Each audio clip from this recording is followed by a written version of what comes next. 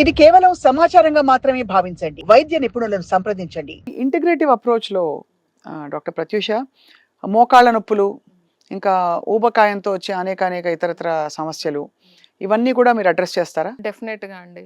ఎందుకంటే మోకాళ్ళ నొప్పులు మీరు ఇందాక అన్నారు. ఒక వయసుతో వచ్చేసేవి అనుకుంటారు అని. కానీ osteoarthritis is not only degenerative disease. It is a degenerative and inflammatory and mechanical. ఈ ఫ్యాక్టర్స్ అన్నీ ఉంటాయి. ఒకవేళ నిజంగా డీజనరేటివ్ డిసీజ్ అయితే ఏజ్ అయిన తర్వాతే రావాలి కదా! ఒకప్పట్లో మీరు అన్ని డిసీజెస్ అనేవి ఇప్పుడు ఏజ్ గ్రూప్స్ అనేవి చేంజ్ అయ్యాయి మనకి. హైపర్ టెన్షన్ ఒకప్పుడు 60స్, తర్వాత 40స్, ఇప్పుడు 30స్.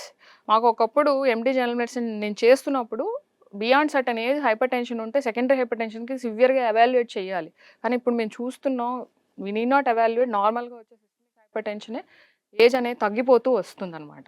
అలానే ఆస్టియోఆర్థరైటిస్ కూడా continuous sitting, obesity, raised inflammation in the body and మీరు వెళ్తూ ఒక చిన్న ఇంజ్యూరీ జరిగిందనుకోండి. అక్కడ ఒక చిన్న ligament tear or meniscal injury జరిగితే these are mechanical factors.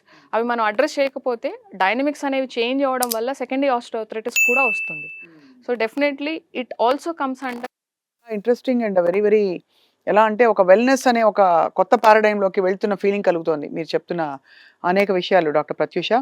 Inflammation ఒక చాలా పెద్ద ఊతపదం ఈ రోజుల్లో. మనకేంటి ఫుడ్ నుంచి వస్తుందా ఇన్‌ఫ్లమేషను? స్ట్రెస్ నుంచి వస్తోందా? చుట్టూ ఉండే గాలి, నీరు వల్ల వస్తోందా? అన్నిటి నుంచి వస్తుంది. ఓకే. యెస్. ఫ్రీగా వస్తుంది అది కూడా. ఫ్రీగా అంటే ఇప్పుడు మీరొక స్కూటర్ ఉందండి మీకు. Best of the best engine ఉంది. Best of the best fuel ఏస్తారు.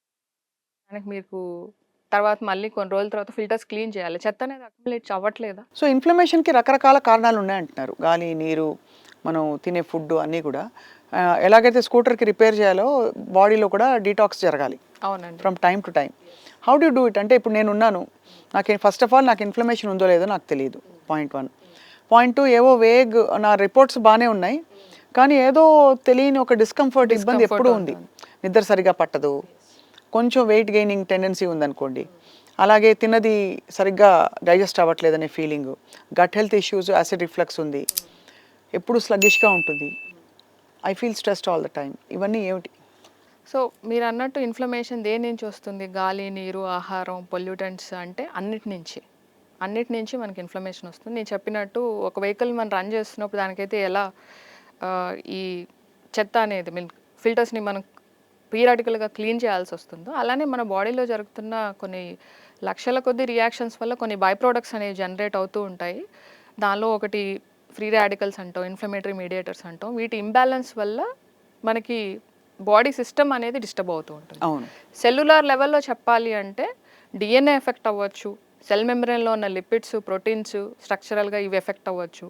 ఆర్గాన్ లెవెల్‌లో చెప్పాలంటే ఇన్‌ఫ్లమేషన్ గాని, ఆక్సిడేటివ్ స్ట్రెస్ గాని పెరిగినప్పుడు మీరన్నట్టు గట్ ఇష్యూస్ రావచ్చు, ఎనర్జీ లెవెల్స్ లో అయిపోవచ్చు, డిఫరెంట్ ఆర్గాన్స్ ఎఫెక్ట్ అవ్వచ్చు. బ్రెయిన్‌లో కంటిన్యూస్‌గా ఆక్సిడేటివ్ స్ట్రెస్ అండ్ ఇన్‌ఫ్లమేషన్ ఎక్కువగా ఉంటే మైగ్రేన్ రావచ్చు. లేదా neuro degenerative diseases, neuronal loss అయ్యి పార్కిన్సన్స్ లాంటి డిసీజెస్, అల్జీమర్స్ లాంటి డిసీజెస్ రావచ్చు. లేదంటే ఇన్‌ఫ్లమేషన్ పెరిగిపోవడం వల్ల ఇన్సులిన్ సరిగ్గా పనిచేయకపోవడం వల్ల డయాబెటీస్ రావచ్చు. ఇలా అన్ని సిస్టమ్స్ ఎఫెక్ట్ అవ్వచ్చు. అది ఎలా కనుక్కోవాలంటే ఒకటి వేగ్ సిమ్టమ్స్ ఉండడం వల్ల మీరు డాక్టర్ దగ్గరికెళ్తారు. మనకి స్పెసిఫిక్ మార్కర్స్ కూడా ఉన్నాయి. హెచ్ఎస్‌సిఆర్‌పి అండ్ ఐఎల్-6 అంటాం. ఈ స్పెసిఫిక్ మార్కర్స్ ద్వారా ప్లస్ మీకు ఇన్‌ఫ్లమేషన్‌కి సంబంధించి బాడీలో డిఫెన్స్ మెకానిజమ్స్ ఉన్నాయి. వాటిల్లో vitamin D is one of the important thing. So ఆ డిఫెన్స్ మెకానిక్స్‌కి సంబంధించిన మాలిక్యూల్స్ సరిగ్గా ఉన్నాయో లేదో కూడా చూసుకొని తద్వారా మనం ఇన్‌ఫ్లమేషన్ ఎక్కువ ఉందా లేదా కనుక్కోవచ్చు. ఇన్‌ఫ్లమేషన్ తగ్గించాలంటే తక్షణం మీరేం చెప్తారు? తక్షణం అనేది కొంచెం ఇక్కడ కష్టం అండి. బికాస్ రూట్ కాజెస్ అనేటివి మనం స్లోగా చేయవలసి అంటే వస్తుంది. ఫుడ్ ట్రిగ్గర్స్ ఉన్నాయా అని చూసుకోవాలి. డెఫినెట్‌గా. అట్లా అంటే న్యూట్రిషన్ చేంజ్ చేయడం అనేది వెరీ వెరీ ఇంపార్టెంట్. ఎందుకంటే న్యూట్రిషన్‌లో మనకి యాంటీ ఇన్‌ఫ్లమేటరీ డైట్ ఉంటుంది. యాంటీ ఆక్సిడెంట్స్ ఉంటాయి. అది మార్చుకోవడం. మీరన్నట్టు ఇన్‌ఫ్లమేటరీ ట్రిగ్గర్స్ ఫుడ్‌లో ఏముంటాయి? Highly processed food, high salt, high fat ఇవన్నీ ఇన్‌ఫ్లమేటరీ ట్రిగ్గర్స్. సో ఆ ట్రిగ్గర్స్‌ని మార్చాలి మనం. ఆ ట్రిగ్గర్స్‌ని మార్చాలి. ఆ అండర్‌స్టాండింగ్ పేషెంట్‌కి ఇవ్వాలి. And emotional stress. స్లీప్ లేకపోవడం, ఇన్‌ఫ్లమేటరీ మార్కర్స్ బాడీలో హై లెవెల్‌లో ఉండిపోతాయి. మనకి sleep is a wonderful mechanism. Night పడుకొని లేసేసరికి మీకు కార్టిజాల్ లెవెల్స్ అనేవి తగ్గాలి. ఇన్‌ఫ్లమేటరీ మార్కర్స్ అనేవి తగ్గాలి. యాంటీ ఇన్‌ఫ్లమేటరీ మార్కర్స్ అనేవి పెరుగుతూ ఉంటాయి. ఇది రోజువారీ జరిగే ప్రాసెస్. ఇది లేనప్పుడు డెఫినెట్‌గా ఇన్ఫ్లమేషన్ అనేది పెరుగుతుంది. కాబట్టి స్లీప్ డిస్టర్బెన్సెస్ ఉంటే వాటిని కూడా అడ్రస్ చేయవలసి ఉంటుంది. ఎమోషనల్ స్ట్రెస్ ఉంటే దాన్ని కూడా అడ్రస్ చేయవలసి ఉంటుంది. సో మొత్తం మీద అయితే ఇది చాలా పెద్ద సైన్స్ ఇంటిగ్రేటివ్ మెడిసిన్ అనేది. డెఫినెట్గా అవునండి. యా. సో మీ సలహా ఇవాళ మా సాక్షి ప్రేక్షకులకి ఒక ఇంట్రొడక్షన్గా మీరు చెప్పారు కాబట్టి ఇంటిగ్రేటివ్ మెడిసిన్ అప్రోచ్ ఎలా ఉంటుందో ఏంటండి, వాట్ ఈస్ యువర్? అయితే ఒక ఆడియన్స్కి what is the final statement I want to share అంటే, మనం డిసీజ్ వచ్చిన తర్వాత, సిమ్టమ్స్ వచ్చిన తర్వాత తీసుకునే చర్యల కంటే డిసీజ్ రాకుండా సిమ్టమ్స్ తగ్గించుకోవడానికి ప్రివెంటివ్ మెడిసిన్ అనేది very very cost effective, outcomes are very good. Health maintenance వైపు మనం అందరం చూడాలి. That is my main message to audiences today.